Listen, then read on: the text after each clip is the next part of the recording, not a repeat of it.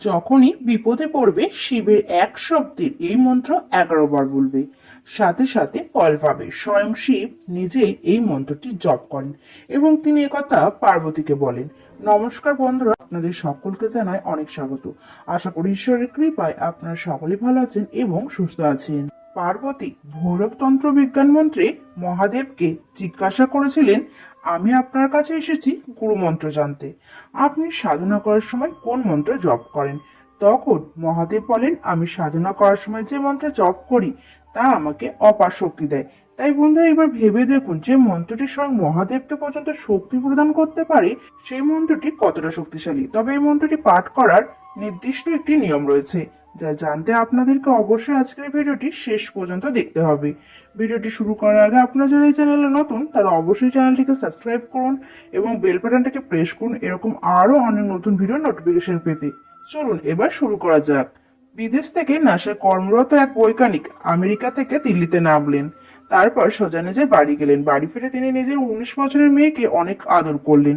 টানা 5 বছর পর তিনি দেশে ফিরেছেন। এই আনন্দে সব পরিবারে তারা ঘুরতে গেলেন। তারপর বাড়ি ফিরে নিজের স্ত্রীর মুখে তিনি এমন একটা কথা শুনলেন যা তাকে চমকে দিল। তার স্ত্রী তাকে বলল, তার 19 বছরের মেয়ে নাকি মাঝে মধ্যে নিজের জ্ঞান হারিয়ে মাটিতে পড়ে যায় আর তারপর অদ্ভুত রকমের আচরণ করতে শুরু করে। সেই কারণে তাকে বহুবার ডাক্তারও দেখানো হয়েছে, কিন্তু কোনো ফল হয়নি। স্ত্রীর মুখে এই কথা শুনে সে তখন ভাবলো হয়তো তার মেয়ের সাইকোলজিক্যাল কোনো সমস্যা হয়েছে, যা যে কোনো সাধারণ ডাক্তারের পক্ষে ধরা সম্ভব নয়। তাই তাদের মেয়েকে তারা দুজনে মিলে ঘুরতে নিয়ে যাওয়ার নামে আমেরিকায় নিয়ে এলেন। আমেরিকায় এক মহান সাইকোলজিক্যাল ডাক্তার তাদের মেয়ের বিভিন্ন পরীক্ষা করলো, কিন্তু আশ্চর্যের বিষয় সেও কিছু বুঝে উঠতে পারলো না। তখন সেই ব্যক্তি প্রচন্ড ভেঙে পড়ে এবং আরো স্বনামধন্য ডাক্তারকে দেখান, তাতেও কোনো ফল হলো না। কেউই তার মেয়ের রোগ ধরতে পারে না, কিন্তু দিনে দিনে তার মেয়ের সমস্যা বাড়তেই থাকে। সে 1 ঘন্টা অন্তর অন্তর অজ্ঞান হয়ে যেতে থাকে আর প্রতিবার অজ্ঞান হওয়ার পরে সে অদ্ভুত রকম আচরণ করতে থাকতো।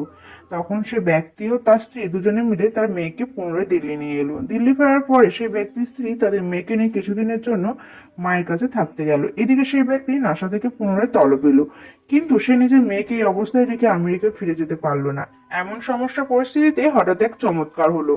তার স্ত্রী যখন তার মায়ের বাড়িতে মেয়ের সঙ্গে কিছুদিনের জন্য ছিল, তখন তাদের বাড়িতে এক সাধকের আগমন হলো। সেই সাধক আসলে উচ্চ শাখা তন্ত্র সাধনা করত, আর সে একদিনের জন্য আশ্রয় নিয়েছিল তার বাপের বাড়িতে।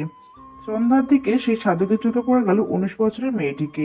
সাধকটি খুব চিন্তিত মুখে তাকিয়ে থাকলেন তার দিকে। তারপর মেয়েটিকে প্রশ্ন করলেন, মা, তোমার নাম কি? মেয়েটি নিজের নাম বলল, আর মেয়েটি কথা বলার ধরন দেখে সে সাধক চমকে উঠল। তিনি তৎক্ষণাৎ ডাকলেন মেয়েটির মাকে আর বললেন, আপনার মেয়ের ওপরে কেউ কালো জাদু করেছে। এই কথা শুনে মেয়েটির মা তখন হতবাক। তিনি সঙ্গে সঙ্গে ফোন করলো তার স্বামীকে, কিন্তু তার স্বামী এসব কিছুতে বিশ্বাস করে না। তিনি রেগে গিয়ে একটা কথাই বললেন, তুমি মেয়েকে নিয়ে ফিরে এসো। কিন্তু মায়ের মন সবসময় ঠিক বুঝতে পারে, তাই সে স্বামীর কাছে মেয়েকে নিয়ে ফিরে না গিয়ে সাধুকে জিজ্ঞাসা করলো, বাবা, এখন কি করণীয়? কি করলে আমাদের মেয়ে আগের মতো সুস্থ হয়ে যাবে? আমি অনেক ডাক্তার দেখিয়েছি, কিন্তু কোনো লাভ হয়নি। এবার বাবা আপনি বলুন আমি কি করব? তখন সে সাধক বললেন, শান্ত হও মা, চিন্তার কিছু নেই। তুমি শুধু মহাদেবের এই মন্ত্রটি মেয়েকে মনে মনে 11 বার জপ করতে বলো। এই মন্ত্রটি জপ করার একটা নির্দিষ্ট নিয়ম রয়েছে, যা আমি তোমাকে যাওয়ার আগে বলে যাব। আর এই মন্ত্রটি জপ করলে তোমাদের মেয়ের সঙ্গে সঙ্গে ঠিক হয়ে যাবে আর সব বিপদ দূর হয়ে যাবে। এই বলে সেই সাধক শিব ঠাকুর সেই মন্ত্রটি তাকে শিখিয়ে দিল। তারপর মহাদেবের আশীর্বাদে একটা চমৎকার হলো। সেই ব্যক্তি নিজের মেয়ের সঙ্গে স্ত্রীকে ফিরে আসতে না দেখে স্ত্রীর বাপের বাড়িতে গিয়ে পৌঁছালো। সেখানে গিয়ে সে দেখলো তার স্ত্রী একটি মন্ত্র পাঠ করতে তাদের মেয়েকে সাহায্য করছে, আর তাদের মেয়ে একটি বিশেষ ভঙ্গিমায় বসে একটি মন্ত্র জপ করছে। আর তারপর থেকে কোনো প্রকারের কোনো সমস্যা ওই মেয়েটির আর হয়নি। আর সেই প্রশ্নের উত্তর খুঁজতে গিয়ে সে সাধকের কাছে গিয়ে উপস্থিত হন সেই ব্যক্তিটি। সাধক তাকে বলেন, বাবা, জীবনে যখনই কোনো বিপদে পড়বে তখন এই বিশেষ ভঙ্গিমায় 11 বার মন্ত্রটি পাঠ করতে পারো, তাহলে তুমি তৎক্ষণাৎ ফল পাবে। আর নিয়মিত এই মন্ত্রটি পাঠ করলে কোনোদিন কোনো সমস্যা তোমাকে ছুতে পারবে না। এই কথা শুনে সেই ব্যক্তি ও মহাদেবের এই বিশেষ মন্ত্রটি জপ করতে থাকে। আর বন্ধুরা, তারপর থেকে আজ পর্যন্ত ওই পরিবারটি সকল প্রকার সমস্যা থেকে মুক্ত, কারণ এই মন্ত্রটি স্বয়ং মহাদেবের সাধনার সময় নিজে জপ করার শক্তি লাভ করার জন্য। তাহলে এবার ভাবুন কতটা শক্তিশালী এই মন্ত্র। এই এক শব্দের মন্ত্রটি হলো সোহাম। তবে এই মন্ত্রটি পাঠ করার একটি নির্দিষ্ট নিয়ম রয়েছে। এই মন্ত্রটি 11 বার, 21 বার, 51 বার বা 108 বার পাঠ করতে হয়। এই মন্ত্রটি বসে ধ্যানের অবস্থায় পাঠ করতে হয়, তবে মুখে উচ্চারণ করে মন্ত্রটি পাঠ করতে নেই। বসে ধ্যানের অবস্থায় চোখ বন্ধ করে নাক থেকে নিঃশ্বাস টেনে মনে মনে উচ্চারণ করতে হয় শো, আর তারপর প্রশ্বাস ত্যাগ করে মনে মনে উচ্চারণ করতে হয় হাম। অর্থাৎ নিঃশ্বাস নেওয়ার সময় শো আর নিঃশ্বাস ছাড়ার সময় হাম। অর্থাৎ শ্বাসে প্রশ্বাসে এই মন্ত্রটি চলবে।